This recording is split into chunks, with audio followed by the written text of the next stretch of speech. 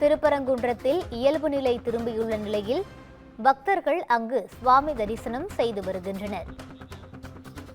இதுகுறித்த கூடுதல் விவரங்களை வழங்குவதற்காக எமது செய்தியாளர் ராமலிங்கம் இணைப்பில் இருக்கிறார்.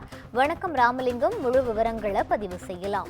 திருப்பரங்குன்றம் மலை உச்சியில் கார்த்திகை தீபம் ஏற்ற விவகாரம் 124 தடை உத்தரவிட்ட நிலையில் மலை மீது சாமி தரிசனம் செய்து பொதுமக்கள் மற்றும் பக்தர்கள் அனுமதி மறுப்பு.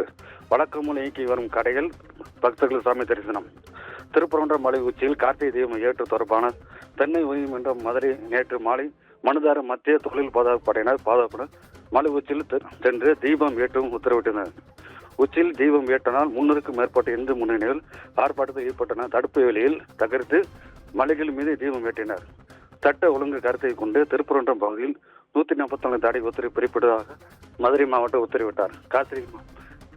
கார்த்திகை மாதம் என்பதால் வழக்கமுள் காலையில் முதல் 100க்கும் மேற்பட்ட ஐப்பல் பாத்திரர்கள் பொதுமக்கள் சாப்பி தரிசனம் சேர்ந்தனர்.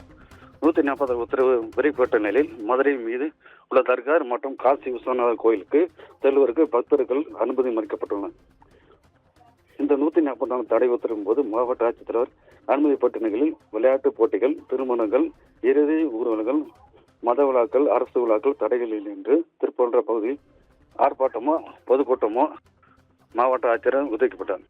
கோயிலுக்கு வரும் பக்தர்கள் பிரசாதம் கொண்டு செல்லும் உடனடியாக பெற்றுமாறு 140 தடை உத்தரவு பிறப்பிக்கப்பட்டது. கூட்டம் சேர வேண்டாம் என்று ஒளிபரப்பு மூலம் வாயிலாக தெரிவித்தனர்.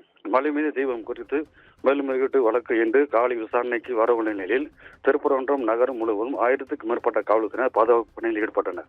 விவரங்களுக்கு நன்றி ராமலிங்கம்.